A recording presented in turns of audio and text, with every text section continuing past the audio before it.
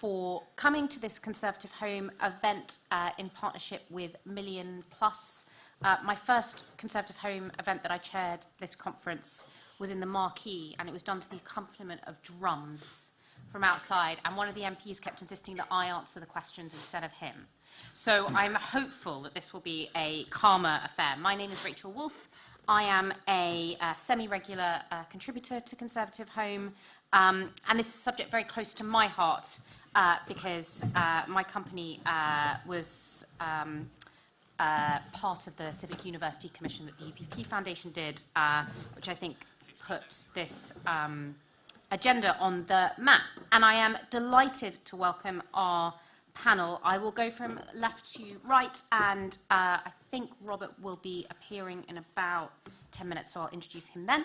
So to my far left is Jonathan Simons, who works for Public First, which I also work for. He's head of the education practice. He has been, among other things, one of Gordon Brown's advisors in Education Downing Street, which we try not to hold against him, held various pivotal roles in education policy over the last several years and does a huge amount of work in this area.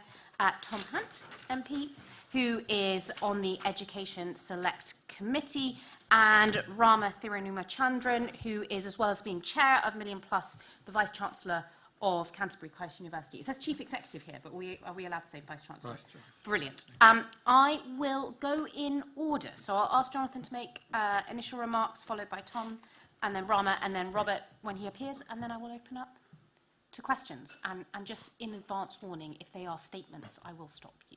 So please try and think about how to pretend, at least, that they are questions and statements. Jonathan, over to you. Fantastic. Thank you very much. Well, thank you very much for inviting me, and I hope it's not the sort of slightly dead time in the afternoon where people have just been fed a decent lunch and are therefore slightly snoozing in a warm hall. I myself had critical race theory, followed by anti-British history, followed by sociological Marxism for lunch, so I am now fully fed on a diet of what universities give us. The question before us is, staying local to go far, the roles for universities in driving regional growth. And I just wanted to, before I sort of get onto the topic, I did want to talk a little bit about the way in which universities have been portrayed the last couple of days during conference, because I'm afraid I think it is, at best, misguided and at worst, appalling that the Minister for Skills described universities incorrectly as feeding their students a diet of critical race theory, anti-British history and sociological Marxism. The fact of the matter is that in Birmingham, in Manchester, in Teesside, in Lincoln, in Gloucester, in London, in any town or city you care to name, there are universities supporting public sector workers, training graduates, doing research, supporting businesses, creating spin-outs, supporting jobs. This country is built on its talent, on its businesses, and on its research. Now, I'm not going to claim that everything that happens in every single university is perfect, but a Conservative government that claims to be pro-growth, that claims to be pro-innovation, that claims to want Britain to be an independent nation in the best of the world, should be lauding a higher education sector at every stage and at every level, whether they are local universities, national universities, or global brands. And we have all of those in this country, and it is the role of the Conservative government, of course, to hold universities to account, of course to stand up in the interests of taxpayers, of course to say when courses are of low quality or outcomes for graduates are not good enough, but to lean in to the temptation of cheap wisecracks is below what the standard is that we should all expect. Conservative voters, Labour voters, Liberal Democrat voters, we should all expect better, and we should have a mature debate with our higher education sector about how we take these things forward, not resort to cheap cracks. So, anyway, on to the topic that I was asked to talk about. Senator Moynihan in America once said that if you want to build a great city, you create a great university and wait 200 years. Now, we don't have 200 years. We have apparently 2 years to the next election. I mean, who knows? It might be 2 days. But the fact is that universities, I think, can be and should be engines for driving regional growth. I think whether you think about them as employers, whether you think about them as I said, supporters of businesses, whether you think of their role in supply chain, or whether you think of their role as students, mature students and 18-year-olds as well. The role for universities in driving regional growth, I think, is very, very clear. And the irony is that if you speak to members of parliament that have universities in their constituency, they are almost without exception very, very proud of their institutions and very proud of the work that they do. And whether it is million-plus universities, our sponsors for today, who traditionally tend towards more sort of applied research and teaching excellence, or whether it's research-intensive universities, MPs up and down the land who have universities in their constituencies know the work that they do, and they recognise the huge amount of economic value add, but cultural value add, that is driven. And the fact is that in most of the areas which we used to refer to as levelling up, and the areas where we think about the need that needs to happen, we think that there is a role for universities in driving regional growth, because they are engines of that regional growth. And whether they're in Gloucestershire or Cumbria or Lincolnshire, areas where we need economic growth, where we need regional growth, where we need high-quality jobs, where we need innovation, all of the things which everyone accepts that we do, it is almost invariably the university or universities in those areas which are the drivers of regional growth. The sector is a heterogeneous sector. We have universities which are research intensive, and we have universities which are teaching intensive. We have universities that work public sector workers and universities that train private sector graduates. But overall, universities clearly have a role in driving regional growth. If they went, if they shrunk, if they closed, it is hard to see what would replace them and deliver that same function. They're an incredibly powerful natural asset for this country, and I think that they are a very powerful role in driving regional growth. I'll stop there. I was getting ready to stop you. Brilliant, thank you. Jonathan, one question before I move on to Tom. So you've said that they already drive regional growth. If you were A, a government, and B, a Vice-Chancellor, what do you think would make them drive more growth? I think that, I mean, there's a number of things, and it partly depends on the individual context and relationship. But overall, I think where universities work really well is they have a very, very close relationship with their businesses and the businesses in their community. And the interrelationship between what businesses do and what universities do, I think that is that sort of twin engine of economic growth. Now, you know, the relationships that universities have with businesses is different in each context. So it's not one thing, but my starting point would be to say, what do the industries in my area need? What do the businesses in my area need? What does the supply chain need? And what can I do to help support that? All right, and I'm going to come to Rama next. Okay, well, thank you, Rachel. And I think, Jonathan, you've saved me from making some obvious points, which you did at the start, and the fact that the Parliamentary Under-Secretary for Skills is not here is also interesting to note. But let me just say I am here as chair of Million Plus, a group of 22 institutions which range from far north, the universities of Highlands and Islands, right the way down to the south coast, Southampton Solent University, and including mine somewhere in the south, Canterbury Christchurch. And it's a pleasure to be here, and I'm delighted that you've all given up your hour here this afternoon to be with us. And we have co-sponsored a number of events in previous Conservative Party conferences, so delighted to be doing so again. And I think it is an important opportunity for us to engage with the parties more broadly and parliamentarians more broadly, and to talk about the sorts of issues which Jonathan has already touched on. I think what is often missed is the fact that the sector, the higher education sector, is a very diverse sector. Large institutions, small institutions, institutions with different missions, histories, and in different localities. I've been at Canterbury Christchurch as Vice-Chancellor for 10 years, but in the preceding nearly 30, I have spent time at University of Cambridge, I've spent time at King's College London, University of Bristol, Keele University and Royal Holloway, plus 10 years at HEFCE. And in all of those institutions are very different in their missions, in their focus, and all in their own ways, including my current institution, deliver against their mission. And I think that is really important, and we shouldn't lose sight of the diversity which we, I think, have in our sector.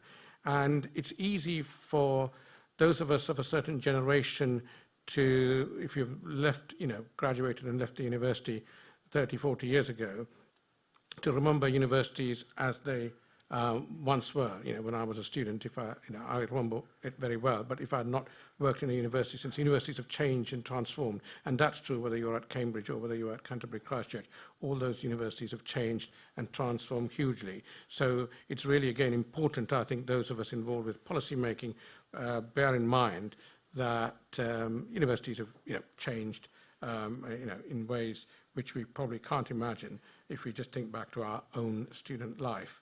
I'm particularly keen, I think, to emphasize from the point of view of million-plus institutions, not just a diversity, but what we offer, both locally to businesses, which Jonathan talked about, but also in terms of the students and what they contribute as graduates to the local economy, to the regional economy. So if I look at million-plus institutions, nearly 70% of our graduates actually stay and work in the region or in the locality in which they have studied. And that is, it's not my data, it's data from the DLHE survey as to where students have ended up 15 months after graduation. So it's really important to bear in mind, I think, the economic contribution comes from students as well as from engagement with business, from research, etc. And let me give you just 2 or 3 examples.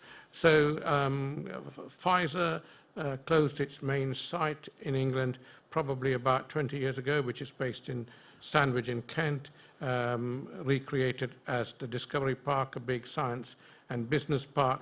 And my university, Canterbury Christchurch University, has worked very hard with Discovery Park to build a skills lab, and now we work with 24 companies at Discovery Park in terms of providing not just new graduates, but also working in collaboration and in terms of research. And I can give you other examples from our member institutions, University of Cumbria, working very closely with Sellafield and in the nuclear industry, providing trained expert and specialist skills to support them. University of Sunderland, another member of Million Plus, working with SMEs in the northeast and giving last year 6,000 hours of support for local SME manufacturers. University of Central Lancashire, working with local businesses, nearly 200 businesses, bringing in investment of £4 million. All of these are examples, I hope, of the way in which million-plus institutions are contributing to their region and their work. And I think it's often missed, I think, in terms of, a broader understanding of what institutions are doing. So I'm mindful of time, and I can see Rachel is looking at me very closely, and so I shall move on with some speed. I think one of the issues is around applied research, which Jonathan touched on, and I think Million Plus institutions are very much focused on applied research, which again contributes to the region. And it's important, I think, that policy around higher education doesn't stifle aspiration of individuals or aspirations of institutions to work in their region and contribute to the region. And simplistic metrics such as graduate salary, for example, just simply, are not meaningful measures. A third of my students go into the health and social care sector, and their salaries are, low, and that's the kind of societal construct within which we live in terms of salaries for certain professions. But they are, as we all know from the COVID pandemic, the most valuable kind of roles in the last 2 years. And we used to clap for NHS every Thursday evening, I think, from memory. So I think in conclusion, what I would say is it's important that we do focus on place, and we look at ways in which all universities in this country can help transform, innovate, provide skills much needed for their local and regional economies. And in many ways, and I think Jonathan put it in a different way, but universities are engines not only of economic growth, but also social and cultural growth of towns, cities and regions across the country. So thank you. Thank you. So one question just before we move on to Tom. I'm not saying it's true of this event, but for a few of the fringes at conference, it has slightly felt like people have crossed out the term levelling up and put in the term growth to talk about somewhat similar issues. This is a relatively turbulent political time. How much does the government framework change whether universities are supporting local regional growth or local cultural growth, and how much is this just something that universities are going to do anyway? Universities have been around a lot longer than any government has been in power, whether it's government for 11 years or 12 years. Most universities, the oldest universities have been around for nearly 1,000 years, and even my own has been in existence for 60 years. So universities have a long shelf life. They take a long-term view, which they can do, which I recognise governments can't do easily. And so to some extent, we will be driven by our mission to deliver what we need to deliver. But what is important really is the policy framework of any government is facilitative rather than acting as a barrier. And facilitation happens in many different ways. One is regulation, the other is funding. And I think what certainly I as a head of institution feel is at the moment, we are over-regulated and underfunded. Thank you. And Tom? Thank you. So does this need to be turned on? No, you're good. It They is can on. hear you. Well, sorry, I'm a bit late. I thought it was in the tent. I mean, I can't find my way around this building. It's not getting any easier the longer the conference goes on. And I also must say, I'm actually not on the education committee anymore. I recently came off. But I was on it for 2.5 years. I was on it for 2.5 years. And it remains one of my key passions. But I'm currently the Parliamentary Private Secretary to the Northern Ireland Secretary of State. So that's a recent change. But I will be continuing. I was on the committee for 2.5 years, was involved in many reports and inquiries that are linked to what we are discussing today. And it is something I'm quite passionate about. So I feel very comfortable I'll be able to hopefully make some kind of contribution to this discussion. My background is on education. I'm particularly passionate about special educational needs. It's the thing I'm most passionate about in politics because I had special educational needs. Well, I still do. You don't stop having special educational needs. But also because I'm passionate that in our education, we have an education system from the start all the way through that speaks to everyone, regardless of their potential neurodiverse conditions, and also multiple pathways, academic pathways, but also technical skills pathways as well. And I don't think that's something we've got right from the past. But I don't think we've got to have that discussion about whether or not we've done enough to promote things like apprenticeships, etc. in the past. And we've also got to have a discussion about whether universities and the higher education sector can play a greater role. There's already some great examples of the two coming together, but whether more can be done to enhance what's already happening. But I think it's important that when we're doing that, and when we're looking at, and when we're highlighting ways and perhaps the education system hasn't been as diverse as it should have been, that we don't, attack the HE sector, because I agree. Like if there might be examples and specific examples of universities that aren't working in the right way, and that's fair enough. And when there is that example, we need to address it. But we do have a higher education sector that is desired the world over, and which people all around the world want to come here and to study at many of our universities. So it's important that when we're having this discussion about potentially rebalancing aspects of the education system, that we don't lose sight of that. I mean, in Ipswich, we've got a reasonably new University of Suffolk. I think it's got one of the highest proportions of mature students out of any university in the country, and I've seen what it's done for many of my constituents who have gone there. Often later in life, they've gone to the University of Suffolk, and it's transformed their life, it's given them skills, and it's allowed them to do things that they weren't able to do beforehand.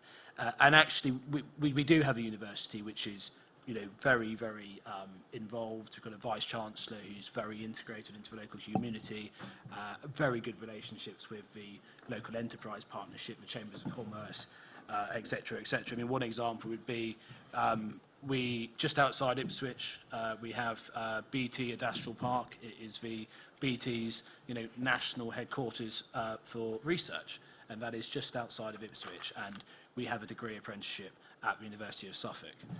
I would say that I don't think that there aren't a huge number of places on that degree apprenticeship, so any efforts that can be made to expand that.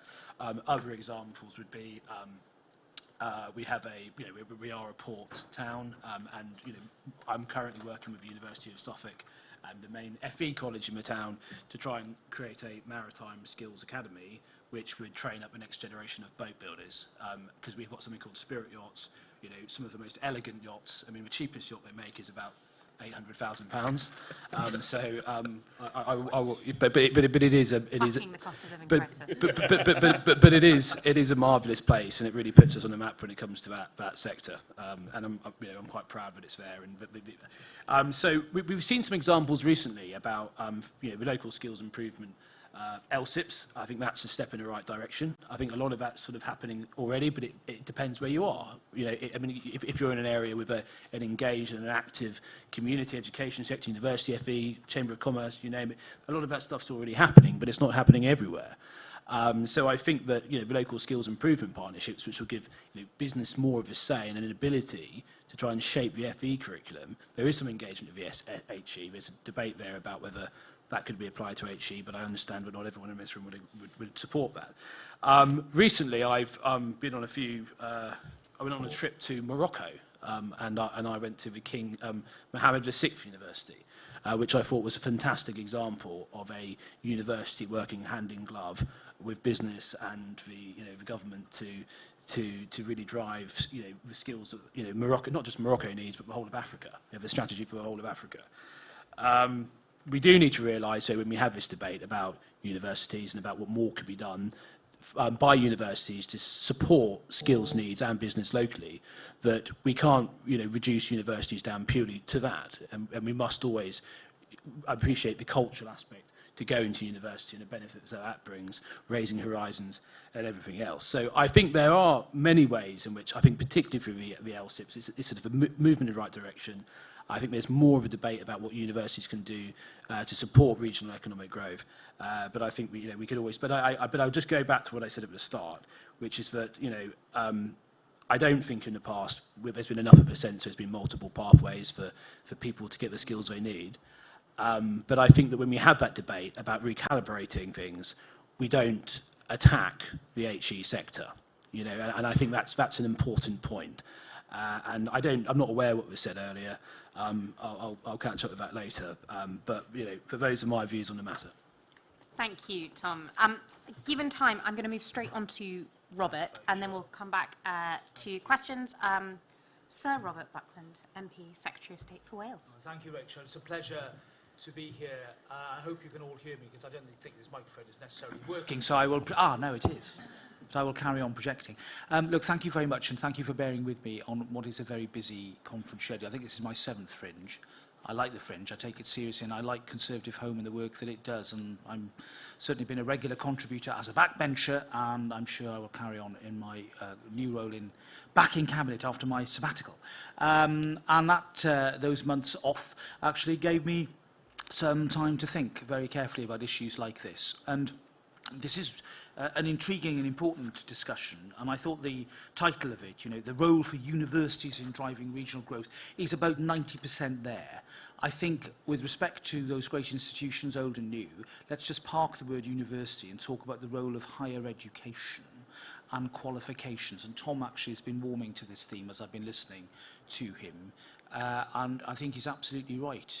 It actually, the name or title of the institution is less important than the outcome, the result, the product that it generates. And I'm thinking in particular of young people, not necessarily young people actually, people of maybe mid-career, In my constituency in Swindon, we do not have a university, but we do have a concerning number of people who do not have higher educational qualifications. Now, that's not because I think they're not aspirational. I don't believe that for 1 minute. I think it's because some of them have done the arithmetic and they feel it just is not accessible for them, either geographically or financially.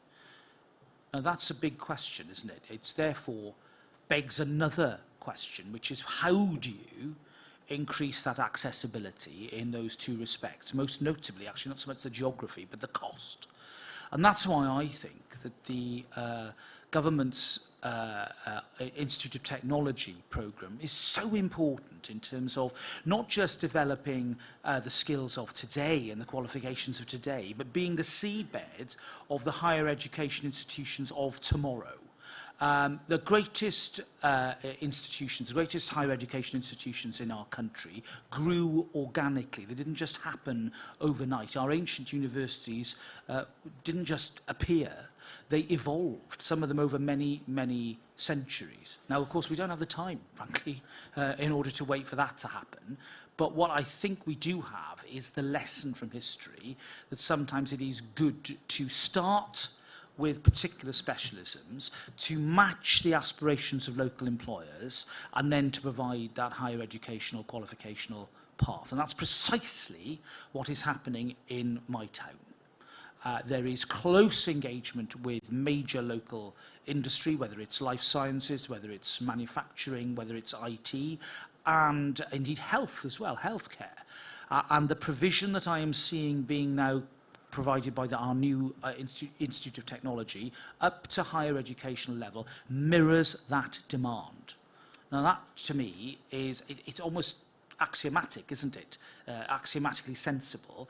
It's amazing that it hasn't happened before now, but I'm seeing now for the first time in the IoT programme a real sense of coming together of the educational sector and business and industry. And therefore, this is what we need to start scaling up. And it also offers much more inexpensive routes to higher education for many, many people. And frankly, that's a very good thing, bearing in mind the experiences that we've all had about the rise in tuition fees, which I supported, which was the right thing to do, and the almost lack of, dare I say, with respect to my friends in the universities sector, a lack of real accountability and market competition. Let's face it, that maximum was treated as the standard. And I don't think that's right. I think there needs to be much more of an open field there and much more accessibility when it comes to the cost of higher education. And that's going to be good for a lot of the people who I represent who do not come from traditional backgrounds when it comes to higher education. I think universities have a role to play in all of this. I know that lots of universities work in partnership with other areas. They sponsor, they support, they propagate, they create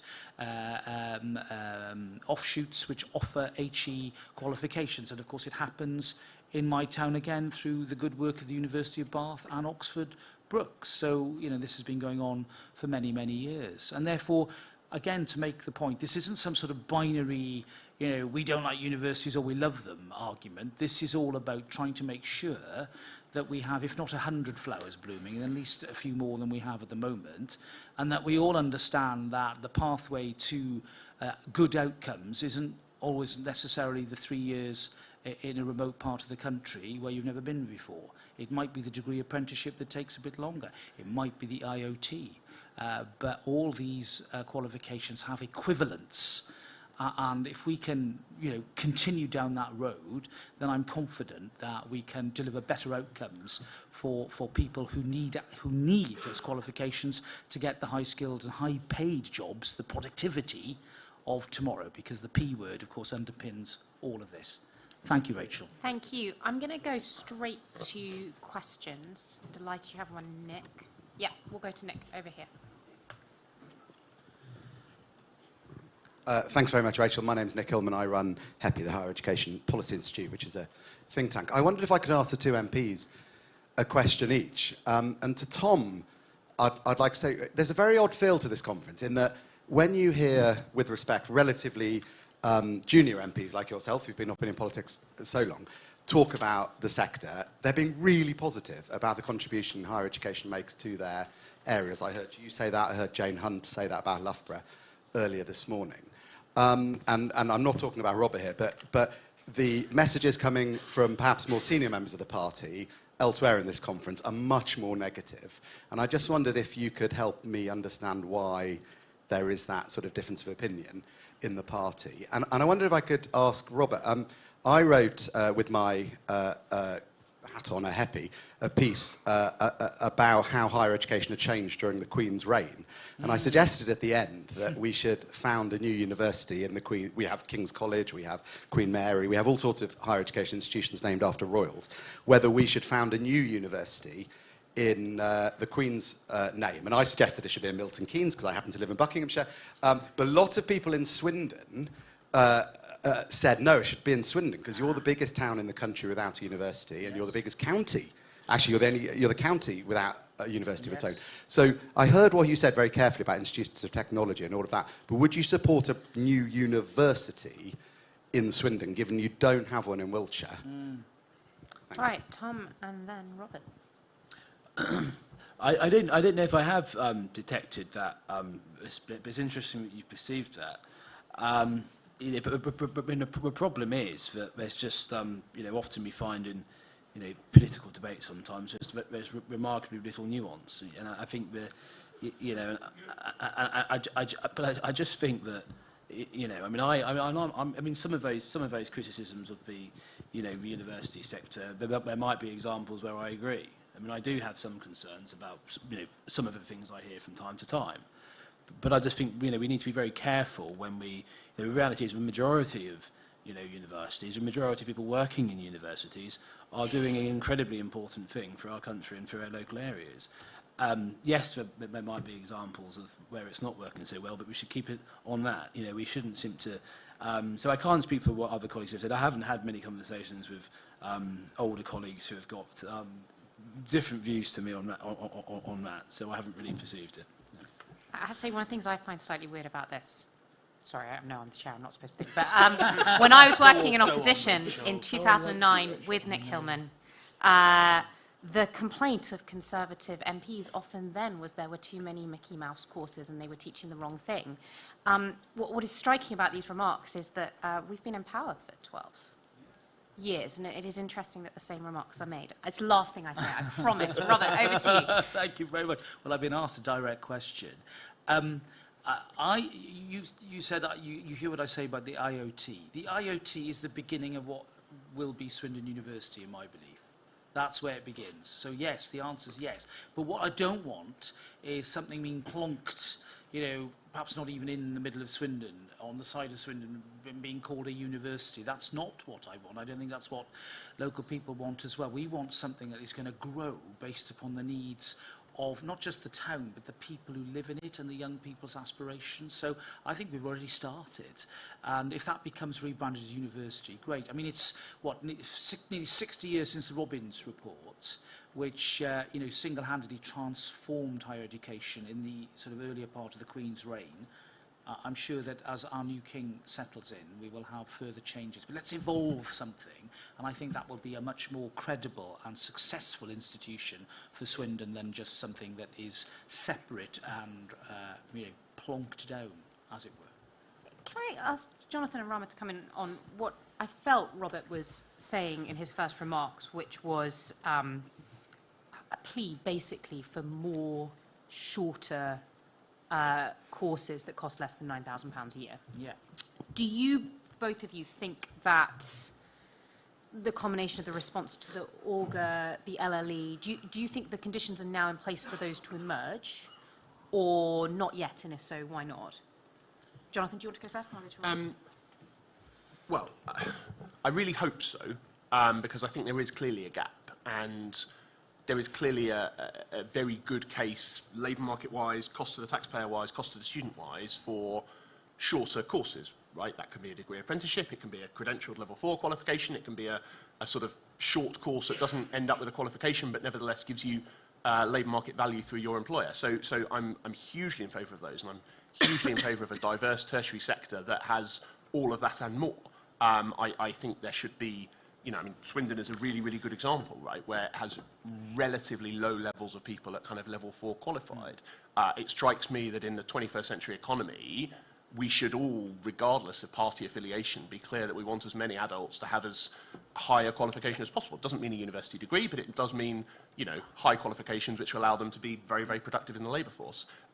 As to whether or not in the current circumstances, you know, the LLE is going to do the things it wants to, I mean, I really, really hope it does. It is incredibly powerful and totemic. My fear is that something that's called the LLE gets launched that is too narrow in an extent to cut costs and doesn't work. Because once you've launched it, it's really hard to do it again. So I would personally rather it was kept back if it is not going to work properly, rather than shove something out that's called the LLE but doesn't do anything. We've had that before. We had that under the previous Prime Minister. A theoretically totemic commitment for every single adult to get a free level 3 A-level equivalent qualification. Fantastic. Has it worked? No. Why? Because the Treasury said you can do this course, this course, this course, and this course only, and you can only do it in the following ways. And what a surprise, people don't want to work in that way. So you have to have something which works with a grain of what adults want. It can't be led by Whitehall bureaucracy. And Robert? Yes, I mean, I agree with one thing which Jonathan said, which is we do need more people trained at a higher level, whether it be traditional university-type degrees or broader qualifications. And if you look at the countries which are really prospering in terms of the growth agenda, South Korea, Japan, etc., the participation in higher level education is much higher than in the UK. I also, I mean, in a sense, by definition, agree with what Robert said, which is, you know, it can't be just more of the same, the traditional 3-year degree. We do need to grow. But I think what is often missed is the fact that the sector is hugely diverse, and that was one of the points I was trying to make in my opening remarks, which is not only is the sector diverse, the range of qualifications we provide are hugely diverse. I mean, I've got a significant amount of students doing degree apprenticeships in nursing, in policing, etc. So, you know, study as you earn, or earn as you learn, or learn as you earn, whatever the right expression is. So I think it is important actually to reflect what is actually going on the ground now, and to build on that. And hence my earlier remark that, you know, it's easy for us to remember university as it was when we were a student 40 years ago, and that's, you know, is not helpful.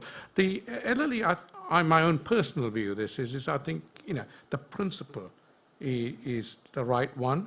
We do need to allow people to come in and out, step on and off, and the LLE model would, I think, facilitate that. I think the jury is out as to, you know, how it's implemented in the way Jonathan was just saying. And my final point on tuition fee, and you will expect me to say this, Rachel, is the £9,250 fee has been frozen for a number of years now, and by 2025 it will, you know, be worth in real terms just over £6,000. Thank you. Other questions? Lady in the front and other lady. I'm a shouter, I'm good. Thanks very much. It was really interesting to hear, particularly a focus on students. I used to work in a university, and I live in Oxford, which has 2 wonderful universities. One of the things that I've observed, and I'd be interested to know how far this is sort of factored into your considerations and views, but one of the things I've observed in the university sector is the benefit not just to students, but also to the wider community who work in universities. And I don't just mean in terms of lecturers and academics, but people who work as security guards, do the catering, run conferencing, do lots of different wonderful things in the community. And something that I've found really wonderful in Oxford, I've got a number of friends who work for the university, never went to the university, but that sense of pride that they feel that they work for the university, represent the university, and that affiliation that they have. And it just strikes me in our conversations around higher education in particular, we do focus a lot on the academics and the people benefiting from that, but the broader community, and I just wondered how far that had been, you know, you agreed with that, so I'm one of those annoying people that's making a statement and asking the panel to agree. You're just treading the line. Treading the line. But I just wondered if that was something that had been researched or thought about, and how far we can make those arguments in order to advance the cause. Thank you. Charlotte Morris from the University of Salford. So this government is unashamedly pro-growth. I'm not sure I've ever heard a government be anti-growth, but that's another thing. And like Rachel said, there is a bit of labelling here. So before that, it was levelling up, and it all means effectively the same thing. But what seems to be a bit of a constant, certainly over recent years, the topic of this is how can universities drive regional growth. We haven't quite got into the nub of it, sort of what that means in practice. I think everyone on the panel is broadly in agreement that they can. It doesn't feel to me like the government is, or at least if it is, it's not talking about it. So if you look at the Levelling Up white paper, didn't really mention universities or higher education, whichever way you want to term it. And we've not heard much from Truss's new government, although it is early days, fair enough. So I guess my question is, why do we think this is? Is this something that, they do believe it and it's there and there's this faith that universities can help unleash the economic growth that the government wants to see, or do they not believe it? That's sort of my question. Is this perception or reality around universities and government growth agenda? I should just slightly disagree on the Levelling Up white paper because it did talk a lot about R&D, and that was probably one of its most seminal policies. But I understand your broader point. Rama, do you want to start with either or both? Yeah, okay. Well, quick responses on both. I think the first question, I did say in my actually opening remarks, universities are not just about economic growth and driving it, it's also about social and cultural good. And if you look at, all the places where there are universities, they play a huge role more broadly. It's not just economic, it is social and cultural. So I entirely agree with you that we need to look. Some of that is harder to quantify. And that, in the world where we operate by KPIs and measurements, it's not always easy to do. On your second point, I think it's sort of, I liaise with 19 MPs in the county of Kent, and I've got 3 campuses, one in Canterbury, one in Chatham, Medway, and one in Tunbridge Wells. So liaise with 3 MPs very closely and more broadly with 19 MPs, because they all have an interest in the university's contribution to Kent and Medway as a region. And I have to say I concur with Nick's very first question, comment, which is every one of those 19 MPs, and 18 are Conservative MPs, one, the Canterbury MP, is a Labour MP, and I have no party political affiliation for avoidance of doubt, and all 19 of them are very positive in the engagement they have, and are very committed to, I think, as MPs, supporting the universities, and there are 3 universities in the county. There is a disconnect between the engagement and narrative at a local level and then how that translates into central national policy making. So I think that's my sense, and I concur with what Nick was saying. Tom? In terms of the point about those working at the at local universities, no, I think that is true, and I think University of Suffolk is beginning to get there itself. Actually, it's still a new university, but I think where there's a perception that a university is to a large extent dedicated to improving the local area in which it exists and the lives of those in the area, I think it will generate that affection for it. So there'll be many examples across the country where that is the case. In terms of your question about growth and the role of the HE, to me, it's very, very much the case that if we're going to move forward in this area, then it can't just all be about FE, and needs to be about HE as well, which is why I made the comments I made about LSIPs and HE. I've just been thinking a little bit about the previous question about, and my previous comment about a lack of, sometimes a lack of nuance. My 2.5 years sort of on the Education Select Committee, I'm sort of talking as though I've been a cabinet minister for 2 years, and now I'm reflecting my time. But I sort of, one of the things that I established, having been on the Education Committee for 2.5 years, is that one of the things I really think is a problem in education is people being overly ideological. I think what is good in education is pragmatism, nuance, and flexibility. And I think because I think most people probably want the same thing. And I think the problem is if people get so strong in their particular view that we have constant chopping and changing, heat, where we should have dialogue, pragmatism. And I think that's, so I'm not ideological when it comes to education. I think I'm a pragmatist. I believe in what works. I'm not a zealot for anything, for any particular approach. But what I have come away with a view is that what works is flexibility and having an education system that, as far as possible, speaks for all and for all communities. Okay, well, let's just unbundle this. Universities, two functions, the teaching function and the research function. Now, both, I think, are engines of regional growth. The teaching function, I think, is particularly important if you are encouraging people from a local area with a history of low skills and low productivity to actually qualify up and get HE, go back to the local community, and do the higher paid, higher productivity jobs of the future. That is the IoT model, which I'm hugely in favour of, and I want to see grow and evolve into universities. The research element of universities, I think, is really the huge driver of regional growth, and we're seeing that happen across the country. I mean, I can UE, for example, University of the West of England, has really taken off in Bristol. It's now working very closely with local industry and the economy to make sure that the students there are able to qualify in a way that I think will enhance the local economy there. And the sheer development of the facilities there has indeed enhanced the local economy, to add the value-added point of the first question. But then more generally, I can look at universities in Wales, for example. Bangor, I was at Bangor University the other day. It's quite a small university, but its R&D ambitions on nuclear, for example, are pretty significant. And they see themselves as important players in that region when it comes to the development of new nuclear facilities on Anglesey.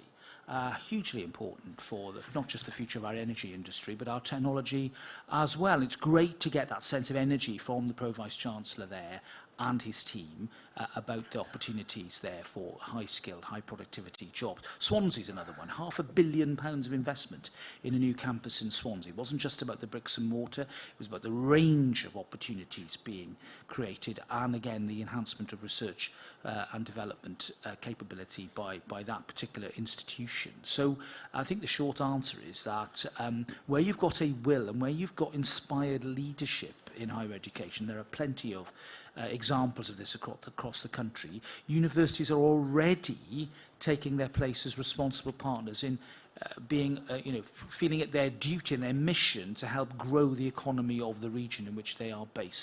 So I think more of that, please, and we've already got some very good examples. Brilliant. And finally, Jonathan. I mean, just very quickly on this, I think this is an area where universities don't often help themselves. So universities talk about things like the knowledge exchange framework, which nobody, including in universities, really can honestly understand. You talk about translational research and different levels. You talk about the quadruple helix model of innovation. I mean, this is just word salad.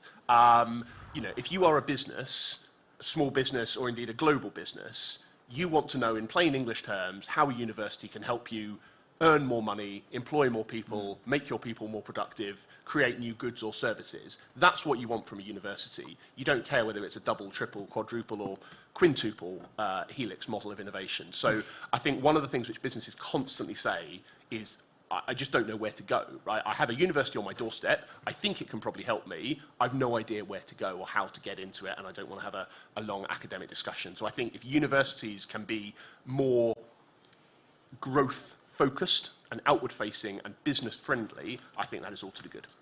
Brilliant. I think we've got time for one more round of questions before we sum up. Lady here. Thanks very much. I'm Caitlin from UCAS, and I was taught at university that you're supposed to answer the whole question, not just the second half of it. So we've talked a lot about universities. Are very rigorous places. And regional growth, but I actually wanted to talk about the idea of staying local to go far. Because I was interested to hear your point, Rama, that 70% of million-plus graduates remain in their kind of local area 15 months after graduation. Obviously, 15 months isn't a particularly long time. So just interested to see whether you think that there's more that universities could do to actually support that, especially through those kind of discovery parks and science parks that really push that economic growth. And then the second aspect to the question is, for those people who perhaps aren't interested in going to university, we've heard a lot in conference about challenges, particularly in the T-level space, about securing work experience placements, you know, and the challenges of that, you know, bit of a postcode lottery. Some young people undoubtedly feel, and more mature learners as well, that their only option is to move across the country if they aren't able to access those next level qualifications in their local area. So what more can the sector do in partnership with business and the rest of the sector to actually kind of ensure that, you know, you're not forced to move away if that's not what you're actually kind of interested in doing? Thanks. Oh, suddenly at the end of the session, everyone has a question. I think we can only take one, so I'll take the gentleman at the back and then I'll ask people to answer one or both and give any sum-up remarks. Thank you. Colin McKinley from the Russell Group. So we talk about regional growth, and for research-intensive universities, it's about innovation clusters, and our universities being at the centre of that. Sort of spin-outs, jobs, leveraging billions of investment. But obviously the concern is this government's not that interested, but it's not as much as a priority R&D funding as previous administrations. So how much of a, you know, what can the sector do to make sure that actually it is, and should we be concerned that it's not a priority? And what can the sector and business and other partners do to actually win the argument that it's R&D funding that will actually drive regional growth and create jobs and prosperity? Thank you. Okay, I'm going to go, Robert, all the way to the end. Okay. Staying local, R&D funding, any last remarks? Well, look, I don't know whether you're getting mixed messages on the R&D funding. I mean, as far as I'm concerned, this has been a long, you know, deep commitment by this Conservative government, now led by Elizabeth Truss, to really ramp up the scale of R&D funding in our country, and I'm deeply proud of that. I think it's going to be a long-lasting legacy of this government. You know, it's a major scaling up. We all know the figures; they're immense. And as MP for the Research Council, you know, I know instinctively the value of some of this work. Innovate is also in Swindon, and therefore you've got to do it. And you know, this country, I think, is leading the way in so many respects. And universities obviously are going to be a part of that. But just to tie all the themes together, you know, I'm really pleased about the stay local to go far question, which again was at the heart of levelling up. You know, we don't want people like me from West Wales to, you know, to make our fame. We have to go up the M4 and come to England and do some missionary work to sort out the English. But no, there's a serious point here, which goes back to the point I made to begin with. I've got lots of people in my patch who don't want to go and leave their families in Swindon, who might have, you know, existing family ties that mean they can't go further afield, but want to have ambition and want to earn more money and want to get good jobs. And therefore, that's why the pathway offered by HE, university, whatever you call it, is so important. And I think it's through that, you know, the teaching function, that we can actually retain more people locally. I mean, traditionally, Swindon has been a town where graduates have come to because the jobs have been really, really good. And the way that we've sort of done it is by attracting the brightest and the best from around the country in different institutions to come and live in Swindon. That isn't always easy, particularly with doctors and other people who are looking for particular lifestyles that we can't offer. And so therefore it seems to me we do need more homegrown talent to stay local and then go far. And that's why I think, you know, focusing on the cost of degrees, on the accessibility in terms of monies, is something we can't ignore when it comes to actually, you know, meeting the objects of the Levelling Up white paper and indeed the points that you made. Thank you. And Jonathan? So one of the most popular things when you ask local people about what a local university does is public sector workforce training. So training teachers, training doctors, training paramedics, social workers, police constables, you name it. It's incredibly popular. A lot of people still don't sort of realise that most public sector workers are graduate status now. They get trained by universities. It's really, really important. And most of those people will stay local. Most of the time, if you train as a health worker or police or fire or anything else like that, you are likely to stay in your local health economy or you know, police force or teaching. And I think that's a really important part of it. I wouldn't want to go too far on this. I want to give people choices. It's really difficult when you talk to people in local areas. On the one hand, they say, like, I'd love it if people stayed here and had the opportunity to get on. And then on the other hand, they say, well, I would hate it if young people in particular don't have the option of going and moving on. And it's really, really hard, and I don't have the answer to it. And I know you're not going to sit on conference panels and say you don't have the answer, but it is hard because I would like there to be both. I would like people in Swindon or Ipswich to both know that they can stay in Swindon or Ipswich, but if they want to go to London or West Wales, they can do so as well. You know, there's a pro-choice speech for you there. So I think it is really, really important that universities facilitate both. And ultimately, if you're in Ipswich, you can go to the University of Suffolk, you can go to the IOT in Swindon, you can go to Oxford, or if you do even better, you can go to Durham. But other than that, I think ultimately, if you get that right, thank you. If you get that right, that is the way in which you can really drive the growth that we've been talking about. Thank you, and Tom. Well, that's a good nuanced answer, I thought. I think, but no, the stay local to go far is an important point, because I thought about this in part of Ipswich, because we did a report in the Education Committee. It was with title White Working Class Boys. It's white working class pupils, but we had a particular problem with boys, though, in terms of their educational outcomes. And in terms of going to university, they were sort of, I think other than Gypsy, Roma, an Irish traveller, they were the least represented in university. So that's something that needs to be addressed, and I've been part of some discussions locally about how that might be addressed. But no, the thought did sort of come to me, like, yes, of course, I want to see, and this area was called Chantry.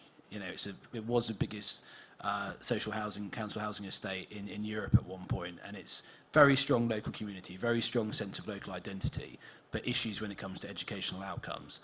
And I did think to myself, yes, we want to have stories of, Jimmy and, Fleur from Chantry, doing well and going on a great academic pathway and ended up doing really well on an academic course at university. But we don't want it to be a place you escape from.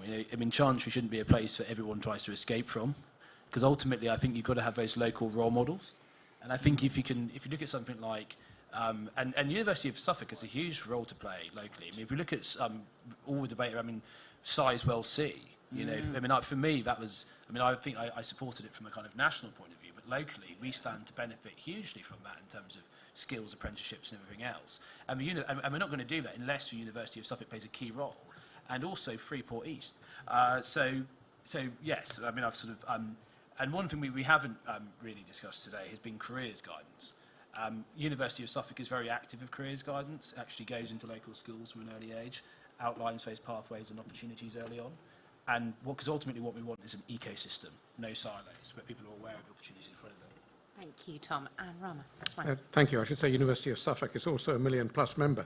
60% of students in my university roughly stay within 60 miles for about a 10-year period after they graduate. So that gives you a sense. I agree with Jonathan. We've got to do both. Placements locally, setting up, students facilitating students to set up their own enterprise. All of that keeps them local, but we also want them to learn foreign languages, travel abroad, have placements abroad, and so that there is that choice which Jonathan referred to. R&D funding, yes, I'm a strong supporter of it, having for 10 years held the largest research budget at one point in my life. I would like to see research funding, though, less concentrated than it is at the moment, so that different types of research, particularly applied research, translational research, I know I'm using jargon here, Jonathan, sorry. And the final point I'd make is just in closing. It's really interesting, Rachel, because all of us broadly have, on this side, have a similar view about the role of universities. Yet that doesn't come through in public and media discourse. And why is that? Because of sound bites and, Harry Potter courses and all of those sorts of references. And that is really, really damaging and really unhelpful. Thank you. Thank you. Thank you for my excellent panel. Thank you for your brilliant questions. And enjoy the rest of the conference. Thank you, Rachel.